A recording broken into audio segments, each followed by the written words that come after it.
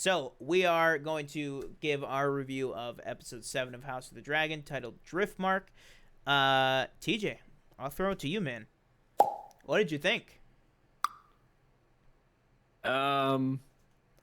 Another solid, good episode. I Mm-hmm. think something I will say, Aegon, I forget his name. Not Aegon. Aemon. Amond, yeah. Terrible person. Hate him. This episode had me going, what an asshole. Oh, this guy's Yeah. you know what? Good for this guy. And then, oh my No. God, what a fucking asshole. Exactly. Literally, it was just like a 10-minute roller. It was literally Yeah. a 10-minute roller coaster, which was cool to watch, but emotionally too with that guy. Right. I thought some great performances in this episode. A lot of, kind of things happening that as a book reader or a non-book reader, I kind of saw coming a little bit. Like what? And also from like kind of the end trailer from the last episode where it shows like a sneak peek at the next one. Oh, yeah. But overall, another really solid episode. And like I said, can't stand Aemond. He sucks. Even more than Aegon? Or they both suck? The way I do it is the Targaryens of Alicent suck, and the Valerians from Rhaenyra, they're okay. They're cool, except for the two girls. They don't cause any trouble. The two boys, they kind of do.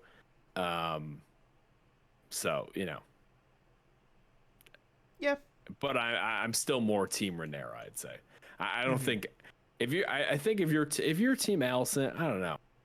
I think it's kind of hard to be Team Alicent, wouldn't you think? But we'll get into that. But overall, I thought a good episode, great episode.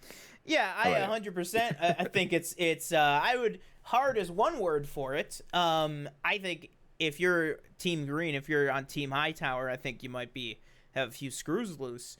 Especially after this episode.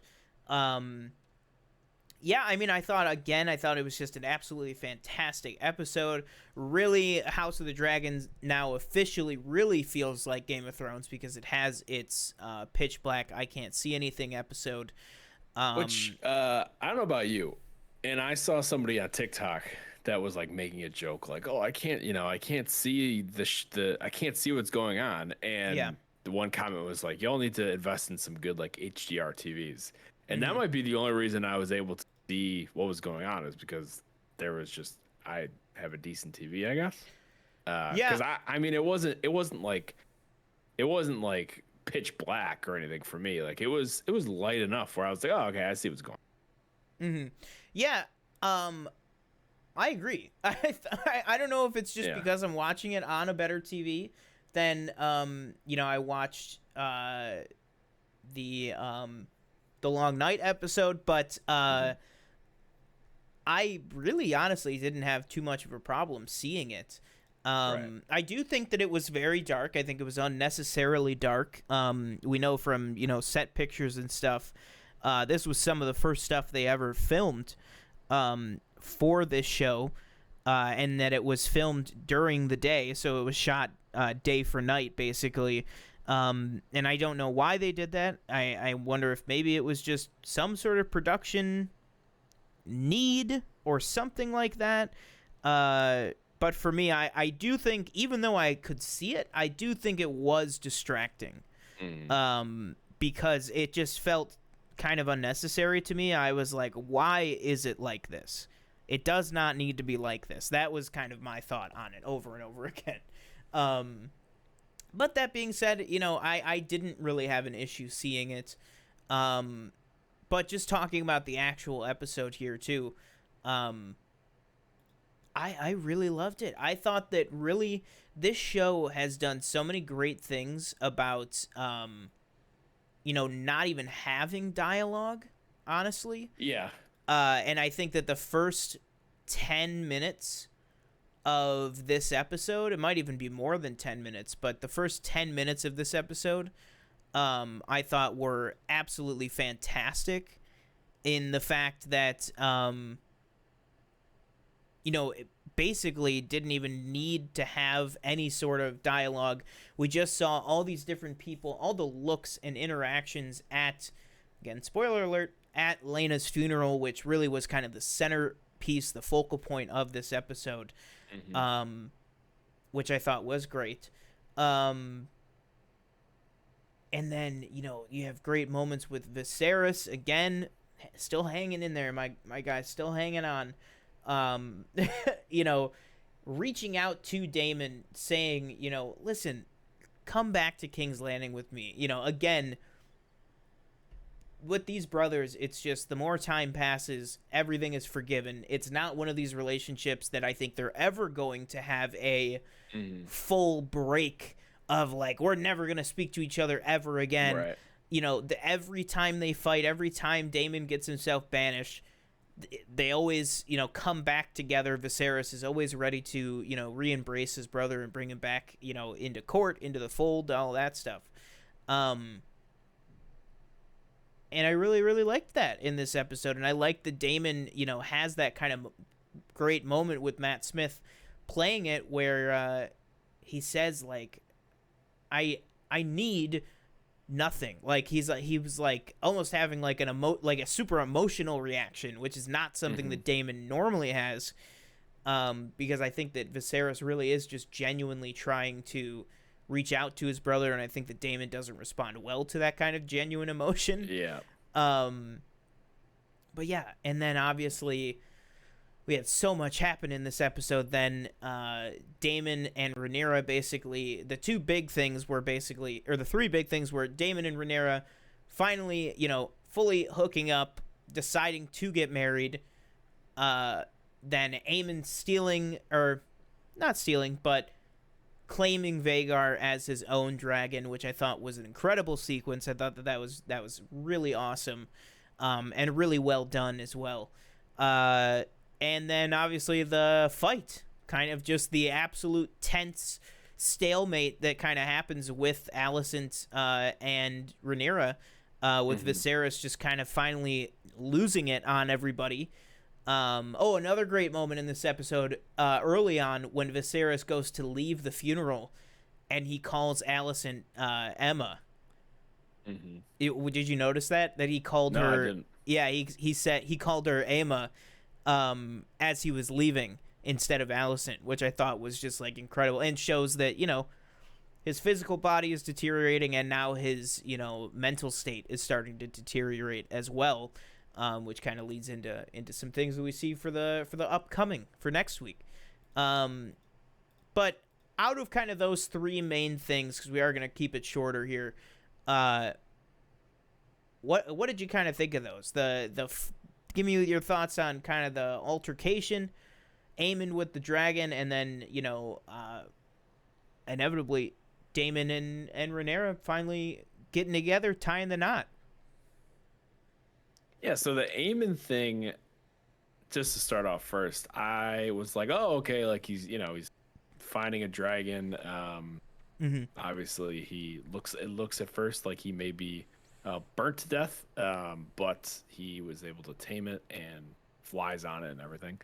And then he just kind of comes in and just is being really not cool. Yeah, it's like it literally just changed him. Yeah, and talking about how these two kids are bastards and, just going at the four of them. And I hate to say he, like, deserved it. He did. Because he did, but, like, I don't know what it is about these Hightower kids. They're just not cool. They all suck. And him, like, losing his eye, I thought was deserved. I'm gonna say it. Thought it was deserved. Cry me a river. I really, you got your dragon. Now you're just this, this asshole, and you don't need to be. As far as Rhaenyra and Daemon getting together, I think that was kind of one that we kind of figured was probably gonna come back around at some point. I don't know if I'm a fan, and I know this is all kind of leading up to the meat of the story. Like we're kind of fast tracking through season 1, time jumping to get to the big picture. But I don't know if I was a fan of the way we went about getting them to get married. I felt like that was very quick, and I would have liked maybe another episode or so in between. In between. Although I will say, so they got me because I thought that what's his name? Not,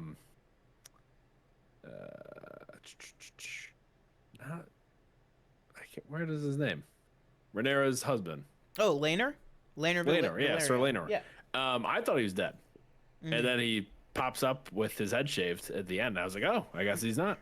So in the book, because Fire and Blood is just like kind of a fake history, so it's not like a narrative. So in the book, they say that he is dead. Like this is a new thing for the show, is that he really and again, I actually didn't watch the behind the scenes yet of this week's, but I'm sure they're gonna say, in the book it just says Laenor perished and was killed, and then his body was burned in the fire and everything. But we saw that and we were like, well, what if we could give this one character a happy ending type thing? I'm guessing that's probably what they did. I don't think that it's going to be this big thing that he's going to return one day and change the tide. I think he's just... Yeah, I think that they just saw an opportunity to give him a happier ending and gave it to him. Yeah, so can you just walk real quick, just so I understand what happened? So they're talking about this on the balcony, and it's kind of cutting back to show what's actually happening. Yeah. So Daemon goes in, kills is it just a random guard? Yeah. Kills a random guard, sends the dude that he was talking to at the shipyard. He sends him convinces him. This is a random guy, right? We haven't seen this guy before. No, we have. That's his Laenor's partner, right? Partner, yeah. That's what I thought. Okay. So he convinces him to so they fake fight, and then they burn this body that Daemon already killed, and then they escape together. Correct? Is that how that works? Yep. Okay, gotcha. Yeah. Just making sure. Yeah, and I think the idea there is that to us as the viewer and to a book reader, you're following all these steps because this is what they say happens in the book, is that Rhaenyra organized to have him killed basically so that she could wed Daemon and everything, and so that's how we're led to believe. But I think the idea is that they were all in on it. Like they weren't like Daemon and Rhaenyra weren't actually like, go kill this guy. I think it was more make it look like a quick death or something like that, so that they could get away, because Rhaenyra is definitely, at least the Rhaenyra that they've set up in this show so far, I don't think is, like she even says of Alicent in this episode, I don't think Alicent is capable of cold murder. And I don't think, I definitely, well, no, I think that she definitely is now, right. But I definitely don't think that Rhaenyra is capable of just straight up, cold-blooded murder, especially of Laenor, who has been, maybe a little detached, but nothing but caring and kind to her. So I think it's nice that they kind of, figured everything out to get her out of there. So touching on the whole confrontation of however long that was, I thought it was interesting, like Alicent, she's coming at Rhaenyra with the knife or the dagger or whatever, and I think she says at one point that like finally they see who you really are, and no, they see who you really are. Like I don't I think she understands that it's from the beginning, she's just her dad's pawn. That's literally what she is this entire time. And I don't understand the, like, how do you take that and then why don't you turn on your father? By the way, did we see Otto just become the Hand at any point? Because he's now the Hand again. No, it's just another thing that I think happened in the time jump. Yeah. Okay. Well, that's not even the time jump though, because it literally, the funeral would have been like a day later. I just mean the time jump. Well, you gotta remember she died in Pentos, so I gave it the benefit of the doubt of it's probably been like a week. Okay. Fair enough. Yeah, when I said time jump, I guess in the context of this show, I should be more specific. Yeah. Just the time between episodes. Right. But again, like, going to Viserys, I just kind of feel bad for him. Like, he's in such denial, and Alicent says, like, or not, it's not Alicent, it's Aegon, right? Aegon. Who like, Aegon's like, just look at them. just look at everybody. They know, and he's like still denying it. By the way, who started that rumor?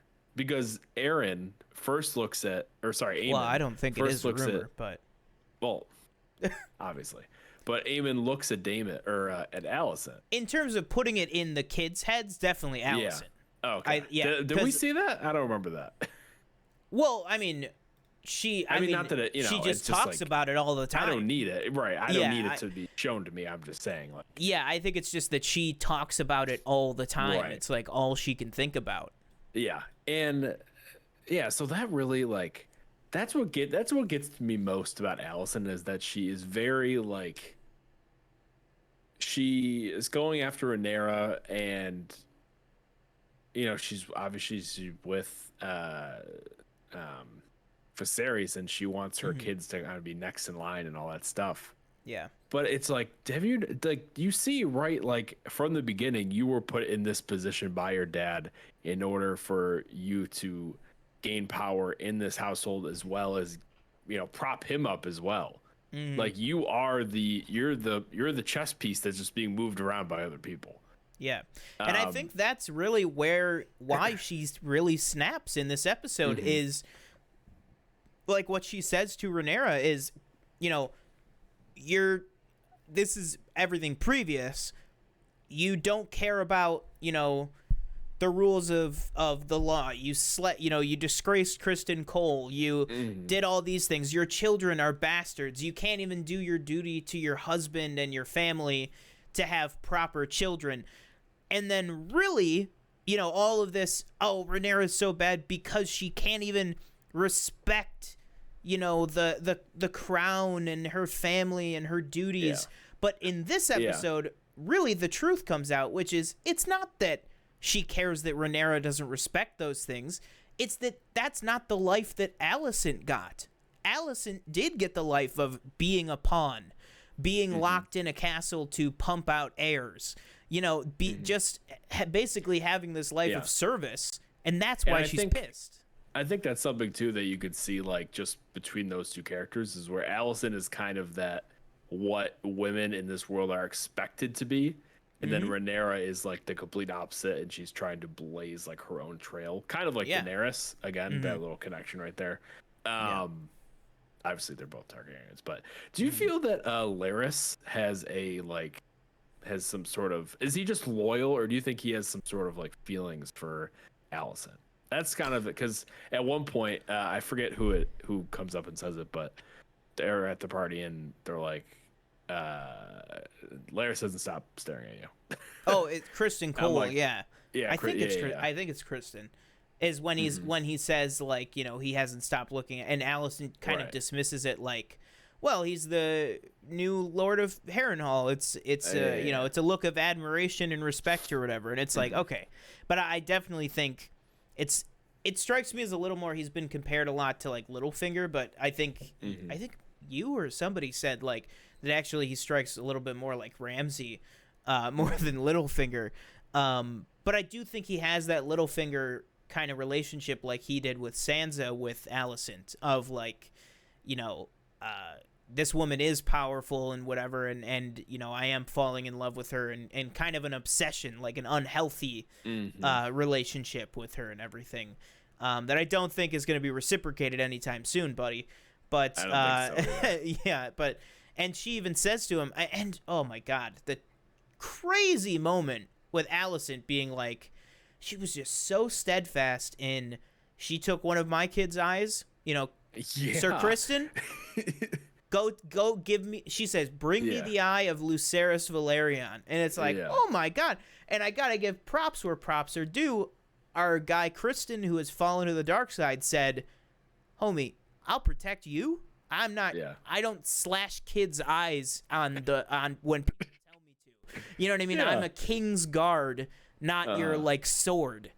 So I thought that at least was nice that he wasn't just like, yep, as it is, or as you wish. Like, Meryn Trant, Joffrey's favorite Kingsguard, like he would have done that, no question. He would have been like, you want both of the eyes or just one? So at least Kristen Cole had that, but yeah, that was an absolutely insane moment. But yeah, I mean, absolutely great, fantastic episode. Such rich character development, character growth with everybody. All these scenes are just so tense, and you look at a scene like that by the fireplace, where everybody's kind of standing off with each other. There's over a dozen characters in that room. I know all their names. I know all their motivations. I know all of their wants and desires. I know what put them in that room. Like, it's just so much stuff, and you look at the fact that we're only 7 episodes in, and you understand all this stuff about all these different characters, and you know that it's just gonna keep getting better from here. The characters are just gonna keep growing. One thing I will say, you got to feel for the Valerians. I mean, losing their daughter and then thinking they lost their son. I'm assuming he probably doesn't come back at any point. Yeah, that's what I'm gonna guess. I mean, maybe he does. But that is nice that they kind of got their happy ending. So I do wonder if we go back to them every so often. Do you think he just shaved his head just for hiding purposes? Yeah, I think so. I think the idea is they're probably off to live in Essos together in some far off area, and probably the idea is shave my head so that on the journey over there I'm not recognizable, and then once we set up our new lives, like, who gives a shit, you know what I mean? But because I think if you're have that Targaryen or Valerian white hair, I think you're gonna be pretty easy to spot. But yeah, I think it was a very, very great episode. Anything else you want to touch on before we head out? You think? When do you think Viserys bites it, accepts the truth? Oh, do you think accepts the truth? I don't think he'll. I don't think he ever will. No, I don't think he ever will. Yes. I think that he has such a soft spot for Rhaenyra. And it's not only about his soft spot for Rhaenyra, but it's also, if he admits it, that's the end. That's the end of his entire. It's like what he said last week. Do you know what it would mean with the accusation that you bring forward? Do you even understand what that would mean in reality for everybody? That would mean that, Harwin is dead, and Laenor's dead, actually. But, Rhaenyra, Lucerys, Jacaerys, and Joffrey all would be put to the sword, if this was the truth. So I think he's going to take it to his grave. Very interesting that she's had kids with somebody she's not married to or been unfaithful, but when she marries her uncle, it's fine. I mean, I granted, with him, it won't be fine. I think he'll definitely have a problem with it. Although, did he just have a problem with it before because she was young? I don't know. Yeah, maybe. I think it could go either way because she is so much older now, and because they, in as best a way as possible, they did it in the right way. You know what I mean? Like, I guess, like I said, in as best as they could have. But yeah, it'll be interesting to see kind of how the fallout of Laenor's death, because we see the immediate thing of, Rhaenys and Corlys just absolutely losing it. But how are they going to actually kind of settle with everything that's happened will be interesting to see. But yeah, guys, that'll do it for our review of House of the Dragon, episode 7, Driftmark. Let us know, what did you guys think of the episode? Let us know in the comments down below. So thank you guys so much for joining us for that review.